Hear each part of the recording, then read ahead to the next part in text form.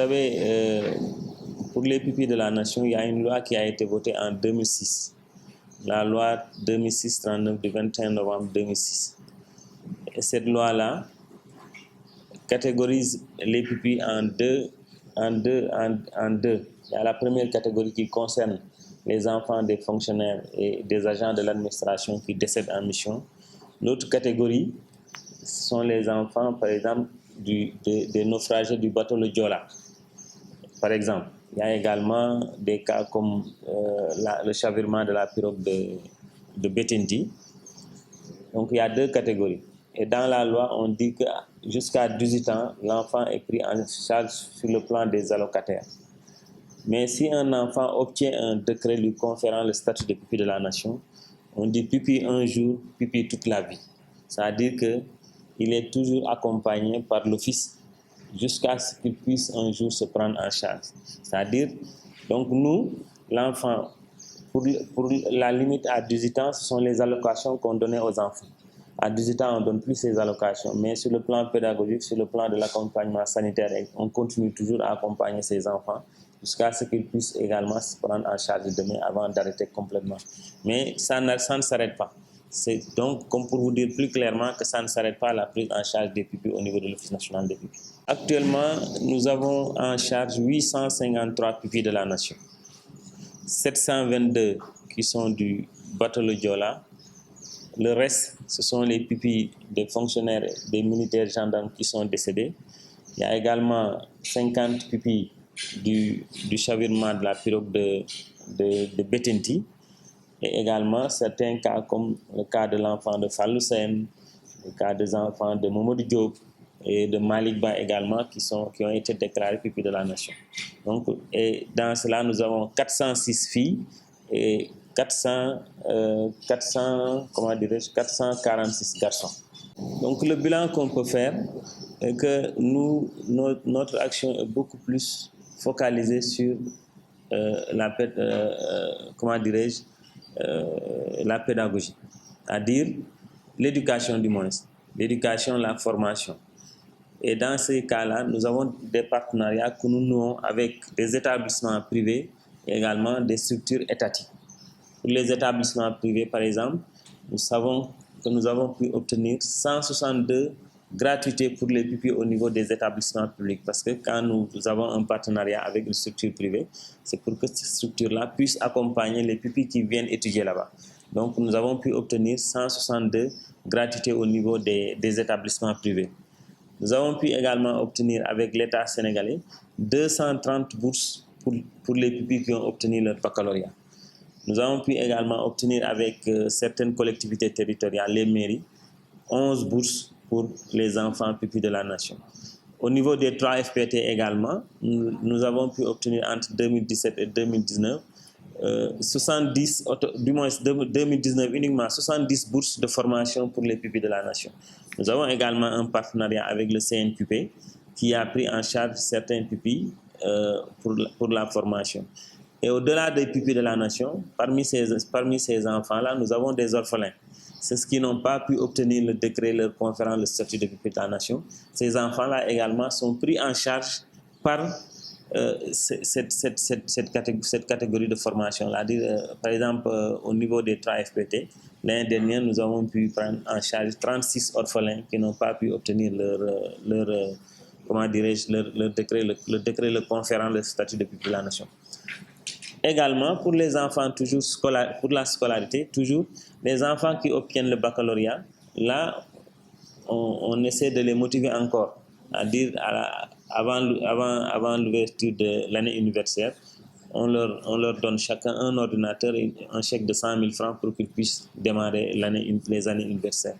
Également, pour ceux qui obtiennent le BFM, là aussi, on donne un kit scolaire pour la classe de seconde, c'est-à-dire toutes les fournitures sont achetées par l'office, plus un chèque de 50 000 francs. Bon, pour mieux encore les accompagner, ces enfants-là, avant les examens, on organise des week-ends de capacitation, où des enseignants, des professeurs de toutes les disciplines qui seront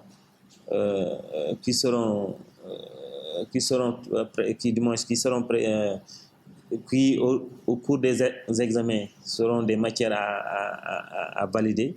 On prend ces professeurs qui encadrent ces enfants au moins pendant 48 heures pour pour mieux s'adapter à faire un examen sans autant avoir un problème pour aborder les examens. Donc, et ça, nous le faisons en collaboration avec les IA. Les IA, par exemple, au niveau des Ziguinchor, on collabore avec l'IF qui nous met en rapport avec des professeurs. À Dakar également, c'est comme cela que nous faisons. Donc, pour dire que sur le plan pédagogique, nous faisons tout pour que ces enfants-là puissent réussir. Parce que nous nous sommes dit que si ces enfants-là sont encadrés par l'Office pendant des années et qu'en fin de compte, ça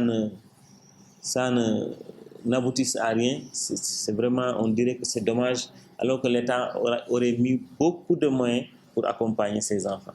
Également, nous les accompagnons sur le plan sanitaire.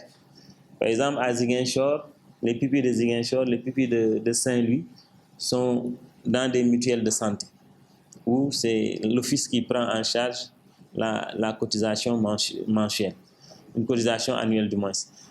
À Dakar également, nous sommes en négociation avec les IPM pour prendre en charge tous les pupilles de Dakar. D'autre part, s'il y a un pupille qui a un problème sanitaire un peu grave, ou la famille ou bien la mutuelle, parce que certaines mutuelles ne prennent pas en charge certaines maladies. Là, dans ce cas-là, c'est l'Office qui vient pour accompagner la famille pour que l'enfant-là puisse quand même bénéficier du traitement nécessaire. Non, l'État n'a pas failli dans ce domaine, parce que, comme je vous ai dit, nous avons un partenariat avec certaines structures étatiques, notamment le CNOPS, le Centre national d'orientation psychopédagogique. Et ces gens-là nous accompagnent dans toutes les activités que nous faisons. Si, par exemple, on se rend compte qu'une pupille a des problèmes au niveau de la famille et que nous trouvons que c'est ça, il faut qu'il y ait peut-être un dialogue interne au niveau de la famille pour qu'on puisse orienter cette famille, pour que cet enfant-là puisse reprendre confiance en sa vie. C'est dans ce cas-là qu'interviennent ces psychologues-là. Mais l'État, également, au début, l'État avait accompagné les familles avec des psychologues qu'ils avaient mis à leur disposition. Donc, je crois que là aussi, si vous dites que l'État a failli dans ce domaine, là aussi, moi, je ne pourrais pas être d'accord sur ce domaine. Donc, pour dire qu'il y a toujours des accompagnements. Et même dans les week-ends psychopédagogiques que nous faisons, il y a un psychologue qui vient. C'est le CONOPS qui nous envoie un psychologue qui vient travailler avec nous lors de ces week-ends de capacitation. Il n'a pas mis ses pieds où? Ah non, il ne faut pas dire ça. Je crois que quand le problème s'est posé, il y a eu des associations qui ont représenté les familles pour négocier avec l'État. Et ces associations-là existent jusqu'à présent. Je crois que du temps de Maître Wade, c'est lui qui s'occupait, le dossier-là est arrivé pendant cette période-là. Je crois que l'État, en ce moment, avait tout fait pour qu'il y ait une entente entre les familles et l'État pour, par exemple, les indemnisations. Par exemple, je vous dis que les indemnisations ont été faites en ce moment. Donc, l'État a fait un pas pour aller vers les familles. Maintenant, si l'État a mis les bases pour qu'on puisse travailler ensemble, ce sont les structures maintenant qui sont relais de l'État en ce qui concerne ce qu'on devrait faire. C'est pour cela que nous, à notre niveau, nous déplaçons ce qu'on appelle les visites à domicile, les VAD. Nous, on se déplace dans presque, je peux vous dire que la principale activité que nous faisons sur le plan social, c'est de nous déplacer pour aller voir les familles, essayer d'analyser les problèmes qu'ils ont et essayer également de trouver des solutions par rapport à ça. Donc l'État est au chevet des familles jusqu'à présent. Là, c'est peut-être une autre question qu'on pourrait poser peut-être à un autre niveau, mais ça, je ne pourrais pas y répondre. C'est comme je vous ai dit, on a des partenariats avec certaines structures de formation.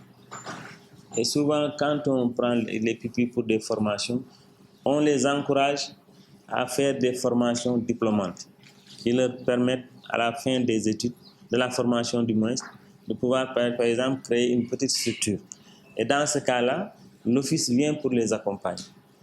On a une structure qui est à Ziguinchor, j'ai oublié les Iraniens là, comment elle s'appelle? Il y a une structure qui est à Ziguinchor, j'ai oublié le nom de la structure. Peut-être ça me reviendra avant la fin de la conférence. eux, ils nous ont dit que si un pupille a un projet bancable, ils sont prêts à l'accompagner jusqu'à 12 000 €. Donc, c'est au pupille maintenant de faire un pas pour aller vers cette formation. Parce que nous, ce que nous pouvons faire, c'est de trouver des voies et des moyens pour les accompagner. Maintenant, le pas qui reste, c'est à eux maintenant de faire ce pas-là pour pouvoir quand même bénéficier de cet accompagnement-là. Donc, et là aussi, on a une pupille qui est... Je vais vous donner un exemple. On a une pupille qui habite Fass Mbao, je crois. Elle a fait une formation en couture. C'est une fille, Hélène, elle s'appelle. Quand elle a terminé ses études, elle nous a posé ses problèmes. On lui a acheté une machine à coudre. Elle est en train de travailler chez elle. Bien que nous savons que c'est un peu difficile, peut-être qu'elle n'a pas un grand atelier, mais au moins, elle parvient à s'en sortir. Peut-être qu'un jour viendra où une autre structure pourrait venir en aide pour l'accompagner, pour qu'elle puisse avoir une plus grande structure. Donc voilà ce que nous faisons. Je crois que pour répondre, elle a dit qu'elle a eu 6 mois de prise en charge. Parce qu'elle a atteint l'âge de 18 ans. Elle a mis 6 mois, elle a obtenu son décret peut-être 6 mois avant ses 18 ans. Donc on arrête les allocations, comme je vous ai dit. Et maintenant, le suivi qui reste, là, nous l'avons accompagné pour sa formation professionnelle. C'est nous qui avons payé pour sa formation professionnelle. Quand elle a terminé sa formation professionnelle, c'est nous qui avons acheté cette machine pour elle, pour qu'elle puisse commencer à travailler. Quand on fait ça, déjà, on ne pourrait pas dire que nous avons failli à notre mission. Nous avons fait les premiers pas pour qu'elle fasse une formation. Nous avons acheté une machine pour elle, pour qu'elle puisse démarrer. Maintenant, le reste, on ne peut pas tout faire à la place des gens. Il faut que les gens aussi puissent se développer. Mais autre part également, elle a écrit une autre demande, je crois, pour qu'elle puisse être subventionnée par rapport à quelque chose qu'elle voudrait. Là aussi, nous sommes en train d'étudier. Ce n'est pas parce que tu as écrit une demande que tout de suite on va signer pour... Mais on va d'abord voir les contours, si c'est réalisable, etc., avant de pouvoir t'accompagner. Et comme j'ai dit, elle est venue ici nous rencontrer récemment. Nous lui avons dit de faire un projet. Et là, nous allons l'accompagner au niveau du DER. Ça aussi, il faut que les gens sachent que l'office ne peut pas prendre l'argent, donner ça aux gens comme ça. Maintenant, si elle a un projet bancable, comme je vous ai dit tantôt, si on soumet ça au DER, qui est une structure étatique, nécessairement, ils vont l'accompagner. En ce moment, elle va travailler et rembourser. C'est ça. Mais ce que nous devrions faire, nous l'avons fait. Nous l'avons accompagnée pour qu'elle fasse une formation professionnelle. Nous avons acheté une machine pour elle. Je crois que nous avons fait de gros pas pour elle. Maintenant, le reste, c'est à elle de continuer à développer son projet pour qu'on puisse l'accompagner encore davantage.